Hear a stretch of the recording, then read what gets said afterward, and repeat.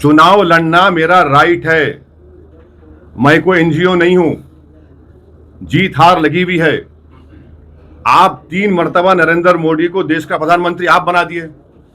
कितने सीट लड़ती है कांग्रेस पार्टी भाई? 400-500 लड़ते हैं ना, आप तो हरा ही नहीं पा रहे उनको। और बीजेपी के सत्ता में आने के बाद जितने कानून बनाए गए उसके कांग्रेस वाले का घर टूटा क्या? किसके घर पे बुलडोजर लग रहा? किसको गोली मारी जा रही? किसके हिजाब पे सवाल उठ रहा? किसकी मस्जिद मस्जिद नहीं है बोला जा रहा है? एफेक्टेड विक्टिम तो हम हैं और आप हमको बोल रहे हैं कि हमारी वजह से हो रहा है। मेरे को समझ में नहीं आ रहा है इसमें क्या विजडम है। प्रूफ तो ये है। पुलिस ने टॉर्चर कर अनलीगली उसको टॉर्चर किया था। उसको जिग्नेश मेवानी ने विधानसभा में सवाल उठाया, फिर वो सुप्रीम कोर्ट में, फिर वो पुलिस वाले सस्पेंड हुए। सेकेंडली 4 करोड़ कब्रिस्तान जहाँ 500 साल पुरानी दरगाह थी, वहाँ 25 मिलियन कॉर्पोरेशन ने उसको अनलीगली तौर पर ब्रेकअप करके फिर उसको भी हाईकोर्ट के अंदर यही हिंदू नेता गए थे। और आपने भी साबरमती रिवरफ्रंट के लिए कचरे का मुद्दा उठाया था, उसके पिराना डंपिंग के लिए, फिर वही उसके लिए भी हाईकोर्ट के अंदर हिंदू जो जिग्नेश मेवानी सर आते लोग भी गए, उन्होंने मुद्दा उठाया। चौथा कि यहाँ पे जैसा भी आपने मकानों की बात करी, बुलडोजर की बात करी, 25,000 से ज्यादा बुलडोजर से मकान यहाँ पे गिराए गए। उस मुद्दे को भी मेवानी और अन्य टीम जो हिंदू सीपीएम वो लोग हाईकोर्ट सुप्रीम कोर्ट लड़े, अप्रोच किया। वहाँ एमआईएम का एक भी नेता एक भी सवाल नहीं उठाया। तो क्या ये इसको किस तरह देख रहे हो आप? मुस्लिम समाज की राजनीति कर रहे हो तो एमआईएम का नेता नहीं गया, किसने आवाज उठाया? कोई नहीं आया, पूरी टीम हमारी गई, पूरी टीम गई है। सर किस तरह के कोर्ट से लेके मेरे नाम से कंप्लेन है, मेरे नाम से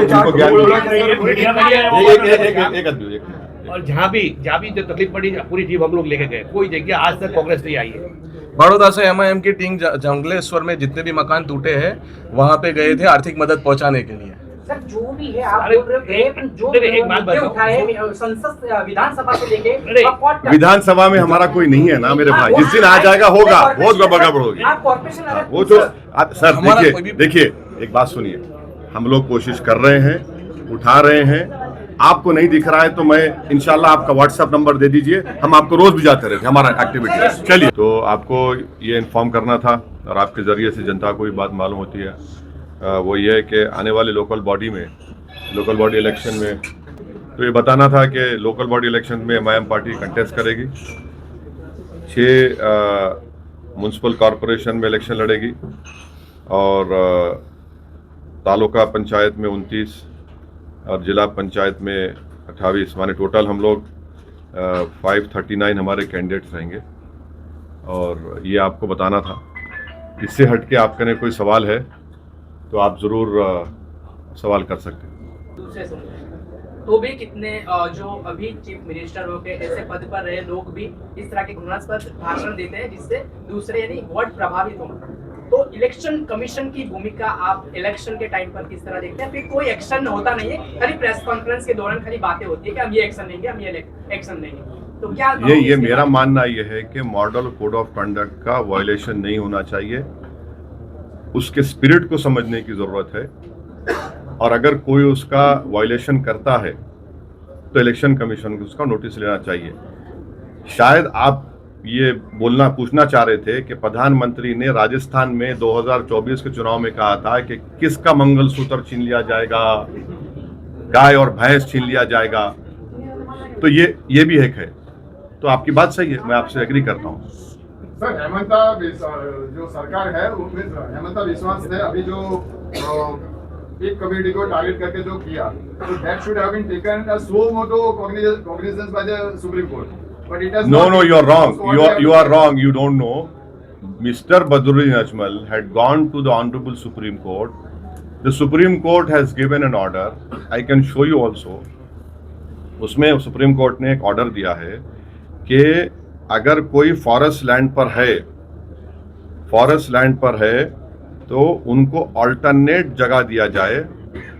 और हाँ, वो केस आपको बोल देता हूँ ताकि आप चेक कर सके। हाँ, वो केस है बदरुद्दीन अजमल साहब डाले, Jamaluddin versus union of India. Honourable justice Pamidighantam और श्री नरसिम्हा और honourable justice Atul C Chandurkar का ये अभी पेंडिंग भी है। यहाँ पर अगर फॉरेस्ट लैंड पर नहीं है डिस्टर्ब मत करो। होता है क्या, आसाम में फ्लड्स आते हैं, फ्लड्स आने के बाद जो गरीब लोग होते हैं चौर बोलते हैं, अपने यहाँ से किसी और जगह पे जाकर रहना शुरू करते हैं। ये भी मसला कांग्रेस पार्टी का है। कैसा है बताता हूं। जब फ्लड आया, मैं दूसरी जगह चला गया तो मेरे को पट्टा सर्टिफिकेट देना चाहिए, डिस्प्लेसमेंट सर्टिफिकेट देना चाहिए, रिलीफ कुछ नहीं। तो ये सब वहां से शुरू होता है। ये ऑर्डर है सुप्रीम कोर्ट का जिसको सुन नहीं रही सरकार, तो उसके I was talking about that Hemanta Biswa was pointing a gun at Yes, it is wrong. Yes, it is wrong. It is wrong. Later he disowned that video. No, later he disowned that video. बल्कि वो तो ये कह रहे हैं कि मैं जीना मुश्किल कर दूंगा, मैं उनका सियासी हड्डी तोड़ा हूं, अब उनकी कमर की हड्डी तोड़ दूंगा, मदनी साहब को जाना है वहां चल, मैं भिजा दूंगा वहां पर। तो सब बातें कर रहे हैं वो। सर यूजीसी पे स्टैंड क्या है हमारे? यूजीसी रेगुलेशन के ऊपर, यूजीसी ग्रांट ऑफ कमीशन वो बिल्कुल दलितों को प्रोटेक्शन मिलना चाहिए। अच्छा हाँ, अच्छा, यानी सवर्ण को वो कुछ नहीं, यानी उसको सवर्ण अपराधी है नहीं, डिस्क्रिमिनेशन किससे होती? डिस्क्रिमिनेशन की बात सही नहीं, देखिए आपको डिबेट करना है, टाइम बोलो, जगह बोलो, आता हूँ। आप जर्नलिस्ट के साथ बात करें, मेरा जवाब सुनो। आपको नहीं देखिए, you are debating with me, you have all the right, but here I am doing a press conference. You ask me a question, I'll give you a reply. You want to debate with me? Show me the place and time. I'll come and debate with you. But if you are asking me this question, why did that UGC regulation was taken back? No, नहीं, discrimination में फर्क होता है। Dignity का सवाल आता है। किसी को जात के नाम पर बोलकर मारा जाता है। और आपको मालूम, अच्छा ये सब छोड़ दीजिए, दिल्ली का एम्स जाकर देखो आप, एम्स हॉस्पिटल है ना, उसमें दलितों का अलग बिल्डिंग है, क्यों है? और संविधान में इक्वालिटी की जब बाबा साहब ने बात की, सब्सटेंटिव इक्वालिटी की बात की, सब्सटेंटिव इक्वालिटी की बात की। योगी आदित्यनाथ ने ऐसा कहा है कि यदि एनडीए बंगाल में आएगी तो हम लैंड जिहाद और लव जिहाद नहीं होने देंगे। लैंड जिहाद होता है, लव जिहाद होता है, फर्टिलाइजर जिहाद होता है, जॉब जिहाद होता है, एनवायरमेंट का जिहाद होता है, मगर नौकरी का जिहाद होता ही नहीं है। बेरोजगारी को खत्म करने का जिहाद ही नहीं होता, गैस का जिहाद नहीं होता है। आपको मालूम, गुजरात स्टेट पेट्रोलियम का कॉन्ट्रैक्ट खतर से है और खतर पे हमला हो गया उसके गैस रिजर्व्स पर, और उनका 20 to 30% प्रोडक्शन कम हो चुका है। स्ट्रेट ऑफ हॉर्मुज से हमारे कश्ती आ रहा है तो दोस्त है बोल के ईरान बोल रहा है, मगर 18 करोड़ रुपए टोल टैक्स लेकर छोड़ रहा है। जितना छोटे छोटे एस्टेब्लिशमेंट है, चाहे वो चाय की बंडी हो, खाने की दुकान हो, ये सब बंद हो चुके हैं। इस पर तो बात ही नहीं कर रहे हैं। खतर से गैस ले रहे तो उनको अच्छा लग रहा है क्या? वो जिहाद नहीं है। अब बताओ, आप इनका कॉन्ट्रडिक्शन देख लो आप। तो ये देश को जो समस्या है वेस्ट एशिया की जो क्राइसिस की वजह से, और एक डिल्यूजनल प्रेसिडेंट है ट्रंप, वो सुबह में एक बोलता, दोपहर में एक बोलता, शाम में एक बोलता, सो के उठ के एक बात करता है। उससे सबसे बड़ा नुकसान तो भारत को हो रहा है, चाइना को हो रहा है, जापान को हो रहा है, साउथ कोरिया को हो रहा है। हमारा यूरिया फर्टिलाइजर, MRI मशीन में हीलियम डालना पड़ता, उसका कल के दिन कमी हो जाएगी। जो रमजान में पोर्ट से फ्रूट्स जाते थे वो नहीं जा पाया। बासमती चावल जो सबसे ज्यादा ईरान और इराक को बिकता था, वो उसका रेट गिर गया। तो ये समस्या है, इसके ऊपर कोई जवाब ही नहीं देना चाह रहा है। इनको सिर्फ लगा है जिहाद, वो लोग जब बोल दो, ये बोल दो, ये काम है इनका।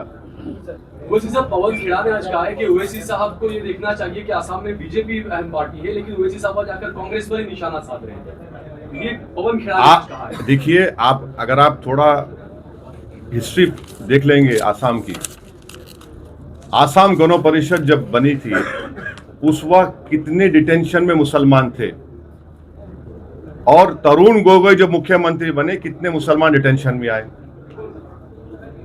ये आपको देखना पड़ेगा। तीसरा, डी वोटर जब एजीपी थे कितने थे, और तरुण गोगोई जब मुख्यमंत्री पद छोड़े कितने डी वोटर हो गए। चौथी बात यह कि कितने फॉरेनर्स ट्राइब्यूनल थे। फॉरेनर्स ट्राइब्यूनल बनाने वाला कौन? कांग्रेस। और फॉरेनर्स ट्राइब्यूनल का क्या है बताता हूं मैं आपको। उसमें जो 10 साल या 12 साल का लॉयर होता उसको ऑफिसर बना देते आप, गवर्नमेंट बनाती, जुडिशरी नहीं बनाती। तो कोई भी रोड चलता है तो जाके बोलेगा ये फॉरेनर है, बर्डन ऑफ प्रूफ उस पे आ जाता है। तो ऐसा है ना, जितनी परेशानी, तबाही और बर्बादी जो का आगाज कांग्रेस पार्टी ने किया, तो कांग्रेस पार्टी का एक ग्रेजुएशन सेंटर है और बीजेपी से उनको मास्टर्स और पीएचडी की डिग्री मिल जाती नफरत की। तो जो काम कांग्रेस ने शुरू किया, अच्छा अब ये जो 50,000 मुसलमानों को बेघर किया गया आसाम में, पूछिए कांग्रेस पार्टी से कि लैंड ग्रैबिंग एक्ट का वो मिनिस्टर कौन था, रकीबुल साहब थे जो आप एमपी हैं धुबरी के, वही कानून का इस्तेमाल हो रहा है अभी। एनआरसी जब हुआ, लेट तरुण गोगोई साहब टुक प्राइड इन एनआरसी, और एनआरसी में 2 सेक्शन थे, ओरिजिनल ऑक्यूपेंट इनहेबिटेंट और नॉन ओरिजिनल। नॉन ओरिजिनल में मुसलमानों को डाला, कांग्रेस ने डाला उसको। और एक बात बोलता हूं, कांग्रेस की पार्टी में एक गोगोई साहब हैं, नॉट गौरव गोगोई, नॉट अखिल गोगोई, दूसरा गोगोई है। जब एनआरसी की लिस्ट आई थी, उस शख्स ने मुसलमानों के 20 लाख नामों को डाला कि ये सिटीजन नहीं है, वो कांग्रेस का एलाइज है अभी। वो जानते नहीं है ना हिस्ट्री को, जानकर भी अगर खामोश होना चाह रहे तो उसका इलाज मेरे पास नहीं है। अच्छा, इतना सब जो एविक्शन हुआ 50,000 लोगों का, कहां थे भाई? वही बदरुद्दीन अजमल थे, लड़ रहे थे। और बदरुद्दीन अजमल तो सुप्रीम कोर्ट में कई केसेस डाले,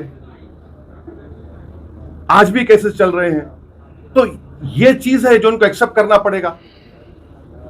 और आप बोलते ही नहीं है, आपके मुंह में दही जम जाता है। तो इसलिए आपके सवाल का जवाब ये है, आप चेक कर सकते, जितना मैं बोला हूं आप चेक कर लिए, आपको सच्चाई मालूम हो जाएगी। सर, मुंबई के शिवसेना के साइना ने बताया है कि ओबीसी अपनी तुष्टि राजनीति कर रहे हैं और हेमंत बिस्वा शर्मा के काम पे वोट मिलेंगे हमको। अरे छोड़ो ना, उनका क्या बोलना है, उनको छोड़ो ना। नहीं, बिल्कुल पूछिए, आपको पूरा सवाल पूछने का हक है, मेरे को जवाब देने का पूरा हक है। तो डिस्टर्ब एरियाज एक्ट के बोलता हूं मैं आपको, ये डिस्टर्ब एरियाज एक्ट में आप क्रोनोलॉजी समझिए, क्योंकि क्रोनोलॉजी का वर्ड अमित शाह उसको बहुत पॉपुलर किए थे।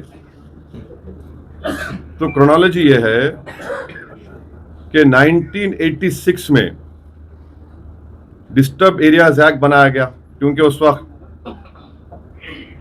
राइट्स थे, और डिस्टर्ब एरियाज एक्ट बनाया गया कि डिस्ट्रेस सेल रोकने के लिए। फिर 1991 में राम मंदिर बाबरी मस्जिद का इशू उरूज पे था, तो उसको फिर लागू किया गया। उस वक्त क्या बोला गया कि कलेक्टर से परमिशन लेना सेल करने से पहले, और उसमें 2 कंडीशन थे, फ्री कंसेंट और रीजनेबल सेल प्राइस होना चाहिए। 1991 में 1995 से बीजेपी की सरकार आ गई, तो अब उस वक्त से परमिशन देना या नहीं देने का जो कलेक्टर के पास था, वो रिलीजियस ग्राउंड्स पे शुरू हो गया कि public law and order disturb होगा, डिनाई करेंगे। फिर 1996 में हाई कोर्ट ने क्लैरिफाई किया कि अगर फ्री कंसेंट है और रीजनेबल वैल्यू है, तो collector has no jurisdiction to further consider any other issue. और कलेक्टर अगर इन ग्राउंड्स पर रिफ्यूज नहीं करता है, माने कलेक्टर इसको नहीं देख रहा है फ्री कंसेंट रीजनेबल प्राइस, तो फिर कलेक्टर को इजाजत नहीं है, जुरिस्डिक्शन नहीं है। 2002 में क्या हुआ कि हाई कोर्ट ने यह भी हेल्ड किया कि any third party interested other than the seller and the buyer would have no locus standi और authority to object to the transaction, hence the neighbours were precluded. माने अगर कोई पड़ोसी बोलेगा दो आप बेच रहे मैं खरीद रहा हूं, पड़ोसी को अख्तियार नहीं उस पर ऑब्जेक्ट करने का। 2002 का हाईकोर्ट का ऑर्डर है। 2010 में फिर हाईकोर्ट ने थर्ड पार्टी के ऑब्जेक्शन को डिसमिस कर दिया।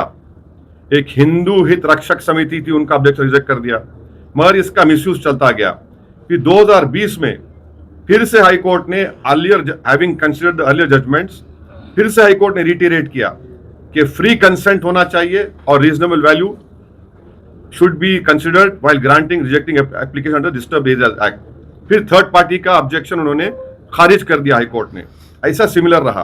अब 2020 में ये इनके हाईकोर्ट की जजमेंट पसंद नहीं आई बीजेपी सरकार को, उन्होंने एक अमेंडमेंट किया, क्या उसको भी हाईकोर्ट में चैलेंज किया गया, और उसको क्या हुआ, ये अमेंडमेंट को स्टे मिल गया था। तो 2026 में बीजेपी की सरकार ने एक नया उसमें शगुफा छोड़ दिया कि एग्रीव पर्सन होगा। अरे भाई, एग्रीव पर्सन तो अब कोई भी हो जाएगा।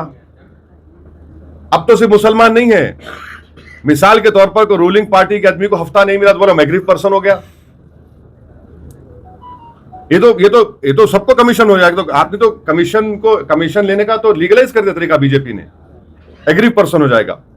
और उसमें क्या किया, कम्युनल टेंशन और likelihood of disturbance of law and order due to communal tension. इसका मतलब क्या है बताओ, डेफिनेशन क्या है? कम्युनल टेंशन और likelihood of disturbance of law and order, इसका डेफिनेशन क्या है? इसका डेफिनेशन एक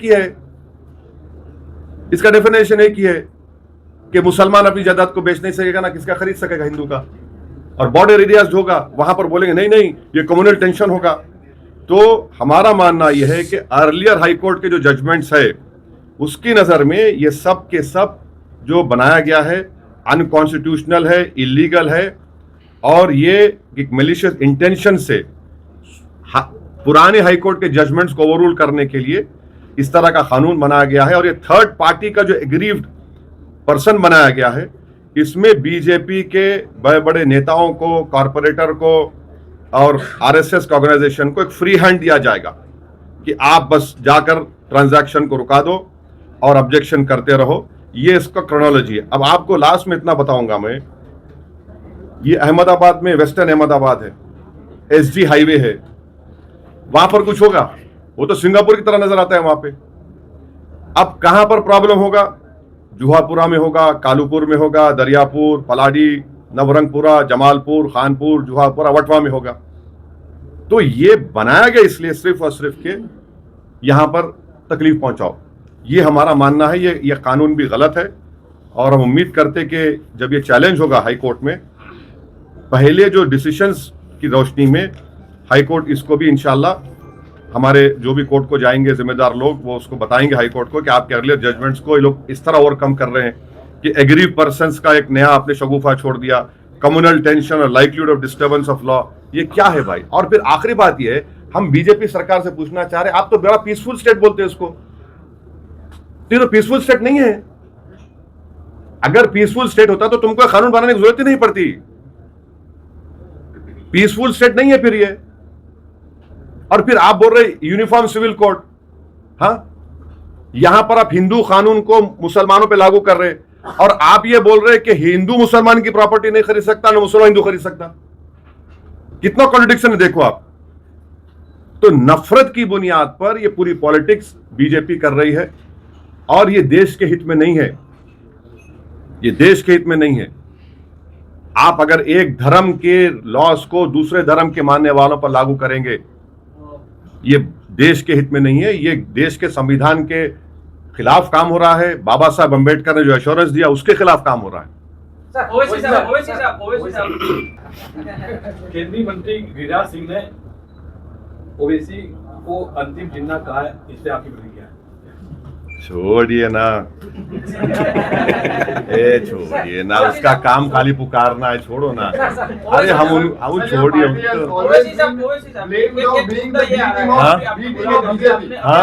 आपकी पार्टी को हमेशा ब्लेम किया जाता है कि आप बीजेपी की बी टीम हो, तो are you considering of working with the India alliance? No, your question, are you B team of BJP? I am the original M team. Yes. I am the original M team. इसका मुस्लिम minority मत निकालिए, marginalise section का team हूं मैं। आज सुन, अब देखो, या तो आप कांग्रेस के बोल दो मेरे को, नहीं है ना आप, है क्या, है या नहीं है? नहीं है ना, सुनो फिर जवाब मेरा, मैं ओरिजिनल एम टीम हूं। दूसरी बात यह है कि आखिरी मर्तबा एक मुस्लिम एमपी गुजरात में कब जीता था? मैं तो स्टूडेंट ऑफ पॉलिटिक्स हूं।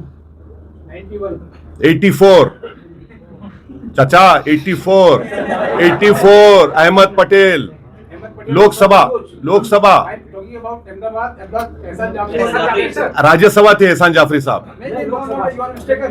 अच्छा चलिए, आपकी बात, अच्छा एक सुन, तो मेरे से बहस मत करिए।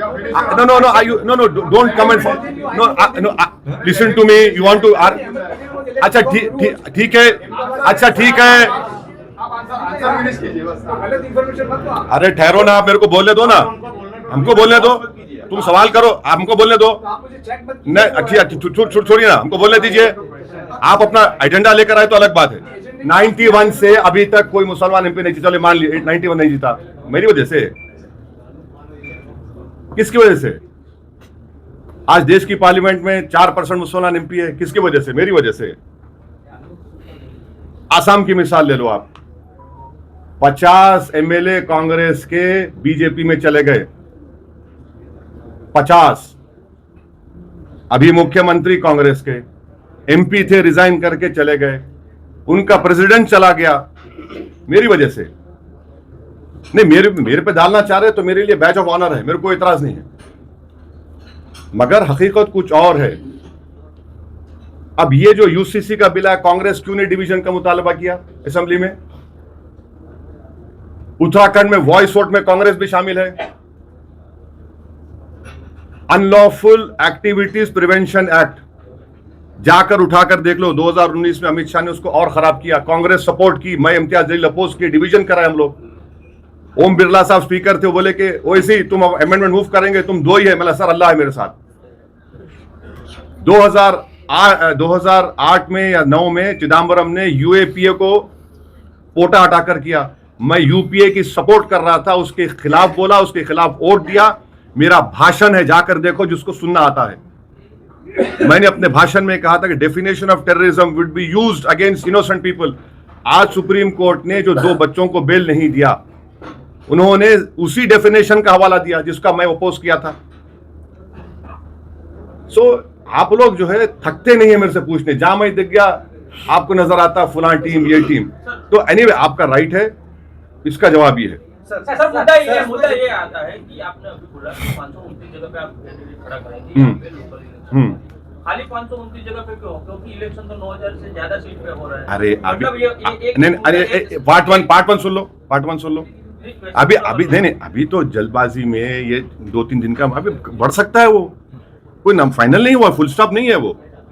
अच्छा, ये प्रॉब्लम क्या है? बढ़ा तो क्यों बढ़ा, लड़ा तो क्यों लड़ा, खाया तो क्यों खाया, उठा तो क्यों उठा, आया तो क्यों आया? तो ये सवाल चलता रहेगा। अभी तो ये प्रोविजनल लिस्ट है, इसको बढ़ा सकते हैं। जैसे आपने कहा कि हमारे वजह से कांग्रेस नहीं हारती है, पर वो बार बार हर सभा में, हर प्रोग्राम में, हर प्रेस कॉन्फ्रेंस में यही कहते हैं कि एमआईएम की वजह से हम हारे। तो इस बार ये प्रचार यही कर रहे हैं। कल ट्वीट किया था उन्होंने फेसबुक पे, साबिर भाई उसकी वजह से हार गए, साबिर भाई उसकी वजह से हार गए। हाँ, फिर अरे ये क्या, साबिर भाई उसकी वजह से हार गए। ने जो पूछ लिए दोबारा मत पूछिए, जो पूछ लिए भाई, देखिए रिपीट करेंगे तो फायदा नहीं। No answered you. जहाँ पे ये लोकमत प्रभावित एरिया जो है वहीं आपने कैंडिडेट खड़ा किया। मुद्दा ये निकल के आ रहा है कि ये जो लघुमती का वोट जो है वो डिवीजन हो जाए, इसके लिए आप कैंडिडेट खड़ा करते हैं और कांग्रेस को नुकसान पहुंचाने के लिए आप कैंडिडेट खड़ा करते हैं। एक बात सुनो, अच्छा देखो, बस ऑब्जर्वेशन मत दो, क्वेश्चन करो। नहीं सुन, बंगाल में कांग्रेस किसके साथ लड़ रही है इलेक्शन? अकेले लड़ रही है। वहां क्या कर रही है फिर? सीपीआई कांग्रेस अलग, सीपीआई सीपीएम अलग, वहां पे क्या हो रहा है बताइए? अरे सुनिए, और एक बात, बिहार में क्या हुआ? बिहार राज्यसभा में क्या हुआ? नहीं याद है आपको? याद दिलाऊं? अरे आपको सब याद है, आप सही नहीं है। सुनिए, 5 एमएलए हमारे बिहार में थे, 5 एमएलए हमारे बिहार में थे। हमने कांग्रेस के 6, तेजस्वी यादव ने हमारा अख्तर उल ईमान से मिला के सपोर्ट करो, पहला तुम लोग डिसाइड करो, सपोर्ट करो, सपोर्ट किए। 6 में कांग्रेस के 3 गायब, आरजेडी का 1 गायब। मैं क्या पढ़ के फूका था बोल के है? हैदराबाद में जुबली हिल्स का बाई इलेक्शन हुआ, नवीन यादव हम सपोर्ट करे, वो जीता।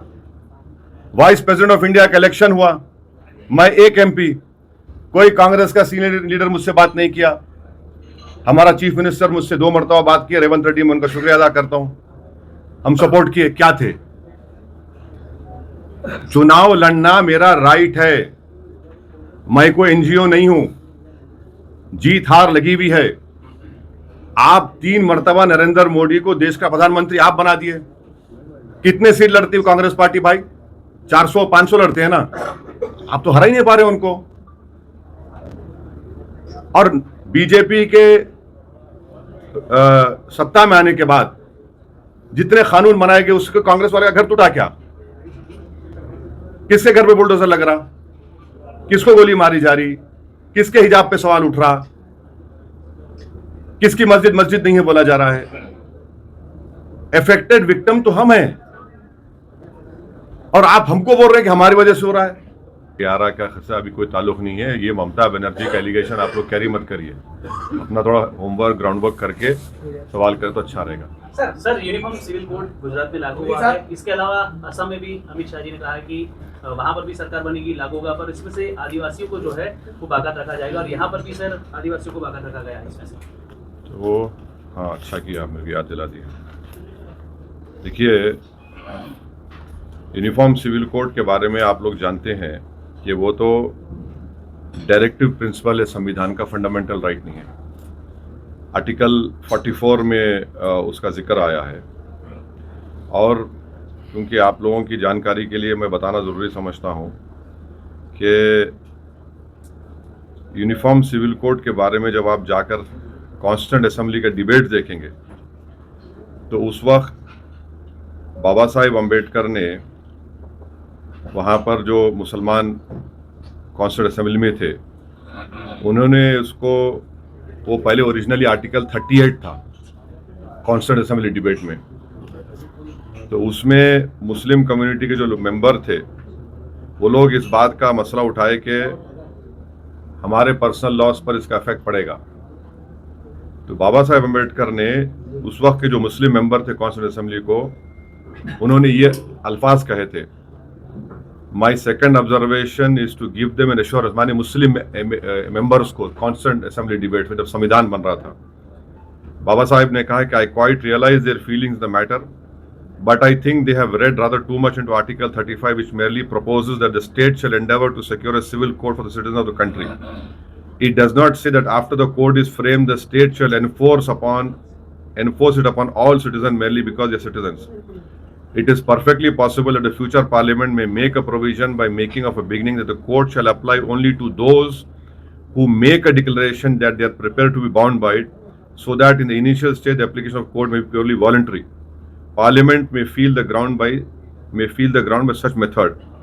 बाबा साहेब अम्बेडकर ने साफ तौर पर उस वक्त के मुस्लिम मेंबर्स को, जो संविधान बनाने कमेटी के मेंबर थे, कि इसको फोर्स नहीं किया जाएगा सिटीजन के ऊपर और उस तरह का कोड सिर्फ उन लोगों पर लागू होगा जो डिक्लेरेशन देंगे कि हम उसको मानने को तैयार हैं।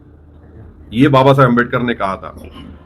तीसरी बात यह है कि आपने तो इसको यूसीसी बोल दिया। ये यूसीसी नहीं है, यूसीसी पूरे देश के लिए होता है। तो गुजरात में जो इसको बोला गया है गुजरात यूसीसी, इसको उन्होंने 7 शेड्यूल कंकरेंट लिस्ट में जो एंट्री 5 है उसके तहत इसको बनाया गया है। अब इसमें है क्या, ये उत्तराखंड का जो कोड बनाया गया था उसका कट एंड पेस्ट है, ये कंप्लीटली वो है। चौथी बात यह है कि ये रिपोर्ट आपके पास है क्या? रंजना देसाई की रिपोर्ट आप मीडिया के पास है क्या? किसी के पास है? आपके पास नहीं है। पब्लिक को मालूम नहीं उस रिपोर्ट में क्या लिखा, जनता को पता नहीं कि उन्होंने क्या असेस किया, और उन्होंने रिपोर्ट सरकार को दे दी और सरकार ने असेंबली में इसको बिल लाकर कानून बना दिया, क्योंकि लोकल बॉडी के इलेक्शन है। जब रिपोर्ट ही किसी के हाथ में नहीं है, उन्होंने क्या फाइंडिंग्स दिए, कैसा दिया, उसका कोई जिक्र नहीं है। तो इसमें हो क्या रहा है कि Hindu marriage and divorce act है, हिंदू सक्सेशन एक्ट है, उसको पूरा लागू कर दिया आपने गुजरात के हर समुदाय के ऊपर सिवाय शेड्यूल ट्राइब्स के ऊपर, जो गुजरात में करीब कितना 16% के करीब उनका 16% है ना शेड्यूल ट्राइब, 16% के करीब उनका पॉपुलेशन है। तो यूनिफॉर्म कैसा हुआ बताइए? वो यूनिफॉर्म नहीं है। दूसरा ये है कि आपने उसको प्रोटेक्शन दे दिया कि जिसका कस्टम एंड यूसेज होगा, यूसीसी उस पर अप्लाई नहीं होगा। अब बाज कस्टम यूसेज गुजरात में है, नौत्रो है और फूलहार है, उनको प्रोटेक्शन मिल जाएगा। और अफेक्टेड पार्टी कौन है? मुसलमान है। इसलिए है कि हमको फ्रीडम ऑफ रिलीजन है आर्टिकल 25 में, आर्टिकल 26 में, आर्टिकल 21 में, आर्टिकल 14 में। आप उन सब का वायलेशन करके आप ये कह रहे हैं कि नहीं नहीं, ये जो हिंदू मैरिज एक्ट है, हिंदू सक्सेशन एक्ट है, वो मुसलमानों के ऊपर आप लागू कर रहे हैं, जो सरासर अनकॉन्स्टिट्यूशनल है। और ये बताइए कि कैसे, और फिर आपने उसमें एक और सेक्शन बना दिया कि 16% पॉपुलेशन है ट्राइबल का। उसमें आपने क्या क्या बोल दिया उसमें कि मिसाल के तौर पर इस्लाम में एंसेस्ट्रल प्रॉपर्टी का कोई तस्वुर नहीं है, हिंदू धर्म में एंसेस्ट्रल प्रॉपर्टी का तस्वुर है, उसको एक्सेप्ट किया था, आप उसको मुसलमानों पे लागू कर रहे। चौथी बात यह है कि को पार्टनर प्रॉपर्टी में आपने बोल दिया कि चाइल्ड इन वूम, आपने डिवोर्स का मसला बना दिया कि नहीं अब तलाक होगा ही नहीं, खुला भी नहीं होगा, मुबारात भी नहीं होंगे। अब किसी का शादी खत्म करना है मुसलमान को तो उसको एडल्ट्री प्रूफ करना पड़ेगा, फिर उसको 6 महीने जुडिशियल सेपरेशन, फिर आपको एक्सेप्शनल सर्कमस्टेंसेस कोर्ट को दिखाना पड़ेगा। ये सब जो है ये हिंदू धर्म का हिस्सा है, इसको आप हम पे क्यों लगा रहे हैं?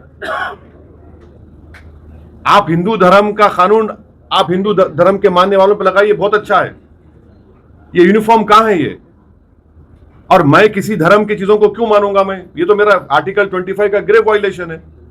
अच्छा, फिर आप बोलते कि लिव इन रिलेशनशिप हो सकता है, माने शादी का तो अब कोई शादी नहीं करके ऐसा ही किसी के साथ रहेगा, तो कहां गए मॉरल्स आरएसएस बीजेपी वालों के? इस्लाम में तो हम किसी गैर महरम औरत को या किसी गैर महरम औरत किसी मर्द को हाथ भी नहीं लगा सकती, हाथ भी नहीं लगा सकते। आप बोल रहे लिव इन रिलेशनशिप करो, कैसा करो? रजिस्ट्रेशन करा लो उसका, फिर टर्मिनेट करना है तो उसका टर्मिनेट का वो करा लो। ये क्या बात है? सैंक्टिटी ऑफ मैरिज तो खत्म हो गया ना।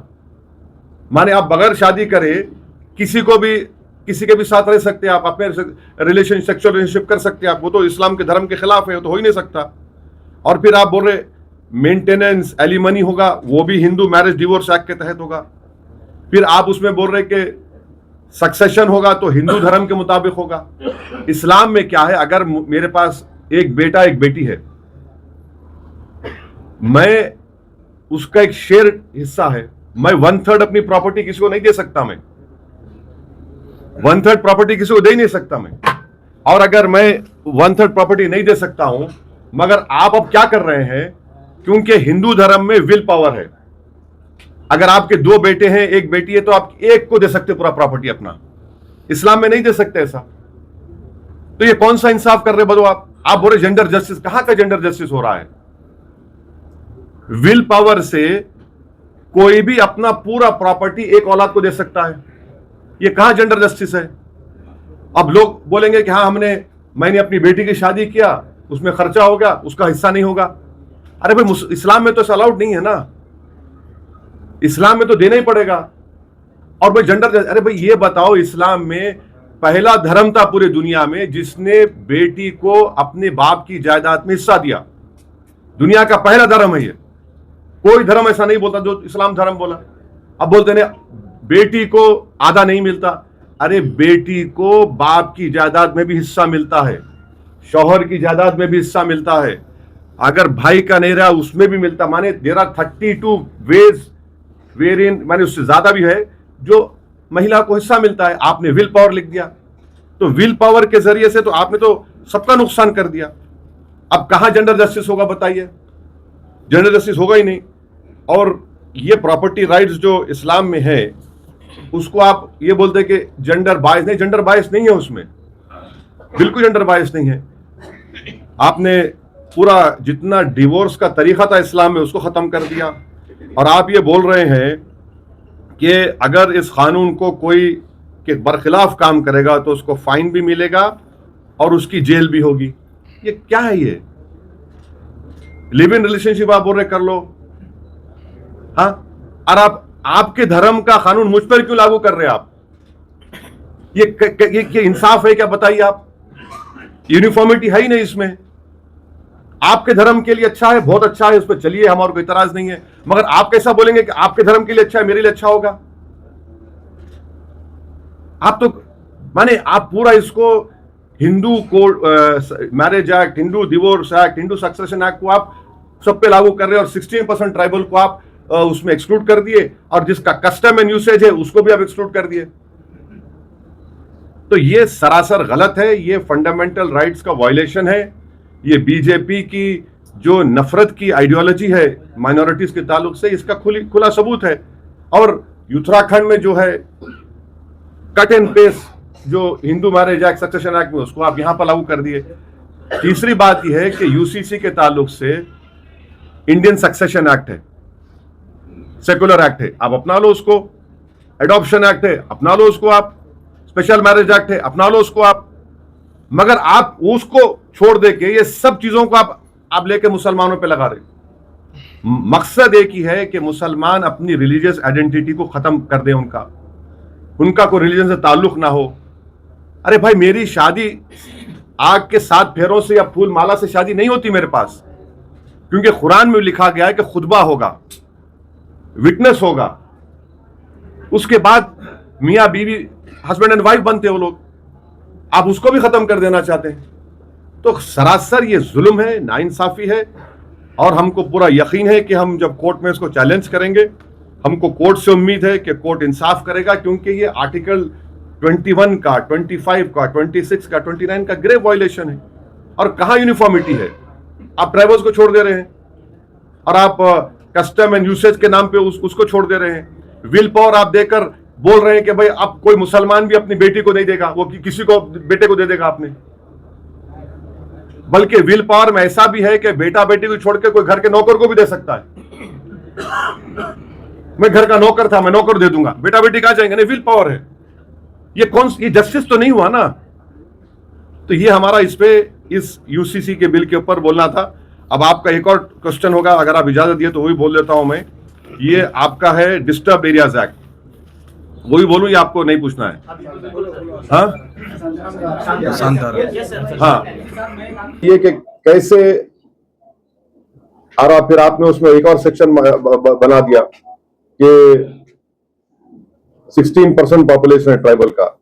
उसमें आपने क्या बोल दिया उसमें कि मिसाल के तौर पर इस्लाम में एंसेस्ट्रल प्रॉपर्टी का कोई तस्वुर नहीं है, हिंदू धर्म में एंसेस्ट्रल प्रॉपर्टी का तस्वुर है, उसको एक्सेप्ट किया था, आप उसको मुसलमानों पे लागू कर रहे हैं। चौथी बात यह है कि को पार्सनल प्रॉपर्टी में आपने बोल दिया कि चाइल्ड इन होम, आपने डिवोर्स का मसला बना दिया कि नहीं, अब तलाक होगा ही नहीं, खुला भी नहीं होगा, मुबारात भी नहीं होंगे। अब किसी का शादी खत्म करना है मुसलमान को तो उसको एडल्ट्री प्रूफ करना पड़ेगा, फिर उसको 6 महीने जुडिशियल सेपरेशन, फिर आपको एक्सेप्शनल सर्कमस्टेंसेस कोर्ट को दिखाना पड़ेगा। ये सब जो है ये हिंदू धर्म का हिस्सा है, इसको अब हम पे क्यों लगा रहे हैं? आप हिंदू धर्म का कानून आप हिंदू धर्म के मानने वालों पे लगाइए, बहुत अच्छा है। ये यूनिफॉर्म कहां है ये? और मैं किसी धर्म की चीजों को क्यों मानूंगा? मैं, ये तो मेरा आर्टिकल 25 का ग्रेव वायलेशन है। अच्छा, फिर आप बोलते कि लिव इन रिलेशनशिप हो सकता है, माने शादी का तो अब कोई शादी नहीं करके ऐसा ही किसी के साथ रहेगा, तो कहां गए मॉरल्स आरएसएस बीजेपी वालों के? इस्लाम में तो हम किसी गैर महरम औरत को या किसी गैर महरम औरत किसी मर्द को हाथ भी नहीं लगा सकती, हाथ भी नहीं लगा सकते। आप बोल रहे लिव इन रिलेशनशिप करो, कैसा करो? रजिस्ट्रेशन करा लो उसका, फिर टर्मिनेट करना है तो उसका टर्मिनेट का वो करा लो। ये क्या बात है? सैंक्टिटी ऑफ मैरिज तो खत्म हो गया ना। माने आप बगैर शादी करे किसी के भी साथ रह सकते हैं, आप अपने सेक्सुअल रिलेशनशिप कर सकते हैं आप, वो तो इस्लाम के धर्म के खिलाफ है, वो तो हो ही नहीं सकता।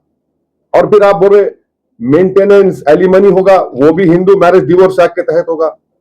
फिर आप उसमें बोल रहे कि सक्सेशन होगा तो हिंदू धर्म के मुताबिक होगा। इस्लाम में क्या है, अगर मेरे पास एक बेटा एक बेटी है,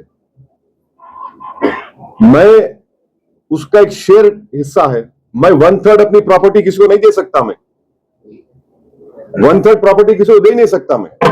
और अगर मैं 1/3 प्रॉपर्टी नहीं दे सकता हूं, मगर आप अब क्या कर रहे हैं, क्योंकि हिंदू धर्म में विल पावर है, अगर आपके 2 बेटे हैं एक बेटी है तो आप एक को दे सकते पूरा प्रॉपर्टी अपना, इस्लाम में नहीं दे सकते ऐसा। तो ये कौन सा इंसाफ कर रहे बदो आप बोले जेंडर जस्टिस, कहां का जेंडर जस्टिस हो रहा है? विल पावर से कोई भी अपना पूरा प्रॉपर्टी एक औलाद को दे सकता है, ये कहां जेंडर जस्टिस है? अब लोग बोलेंगे कि हाँ मैंने अपनी बेटी की शादी किया, उसमें खर्चा हो गया, उसका हिस्सा नहीं होगा। अरे भाई इस्लाम में तो अलाउड नहीं है ना, इस्लाम में तो देना ही पड़ेगा। और भाई जेंडर, अरे भाई ये बताओ, इस्लाम में पहला धर्म था पूरी दुनिया में जिसने बेटी को अपने बाप की जायदाद में हिस्सा दिया, दुनिया का पहला धर्म है ये। कोई धर्म ऐसा नहीं बोलता जो इस्लाम धर्म बोला। अब बोलते हैं बेटी को आधा नहीं मिलता, अरे बेटी को बाप की जायदाद में भी हिस्सा मिलता है, शौहर की जायदाद में भी हिस्सा मिलता है, अगर भाई का नहीं रहा उसमें भी मिलता। माने देयर आर 32 वेज वेरिएंट, माने उससे ज्यादा भी है जो महिला को हिस्सा मिलता है। आपने विल पावर लिख दिया, तो विल पावर के जरिए से तो आपने तो सबका नुकसान कर दिया। अब कहां जेंडर जस्टिस होगा बताइए? जेंडर जस्टिस होगा ही नहीं। और ये प्रॉपर्टी राइट्स जो इस्लाम में है, उसको आप ये बोलते हैं कि जेंडर बायस नहीं, जेंडर बायस नहीं है उसमें, बिल्कुल जेंडर बायस नहीं है। आपने पूरा जितना डिवोर्स का तरीका था इस्लाम में उसको खत्म कर दिया। और आप ये बोल रहे हैं कि अगर इस कानून को कोई के बरखिलाफ काम करेगा तो उसको फाइन भी मिलेगा और उसकी जेल भी होगी। ये क्या है? ये लिव इन रिलेशनशिप आप बोल रहे कर लो, हाँ? और आप आपके धर्म का कानून मुझ पर क्यों लागू कर रहे हैं आप? ये इंसाफ है क्या बताइए आप? यूनिफॉर्मिटी है ही नहीं इसमें। आपके धर्म के लिए अच्छा है, बहुत अच्छा है, उस पर चलिए, हमारा कोई इतराज नहीं है। मगर आप कैसा बोलेंगे कि आपके धर्म के लिए अच्छा है, मेरे लिए अच्छा होगा? आप तो माने आप पूरा इसको हिंदू को marriage act, Hindu divorce act, Hindu succession act को आप सब पे लागू कर रहे हैं और 16% ट्राइबल को आप उसमें एक्सक्लूड कर दिए, और जिसका कस्टम एंड यूसेज है उसको भी आप एक्सक्लूड कर दिए।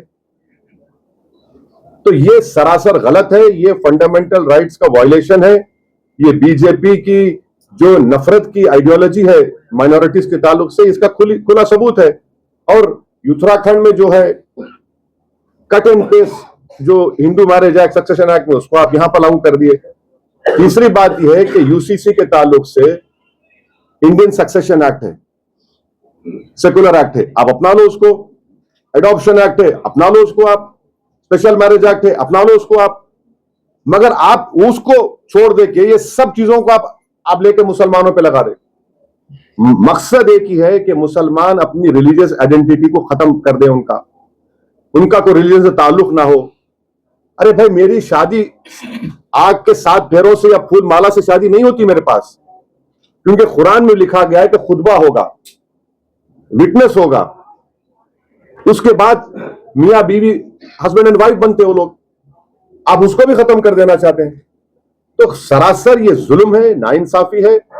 और हमको पूरा यकीन है कि हम जब कोर्ट में इसको चैलेंज करेंगे, हमको कोर्ट से उम्मीद है कि कोर्ट इंसाफ करेगा, क्योंकि ये आर्टिकल 21 का, 25 का, 26 का, 29 का ग्रेव वायलेशन है।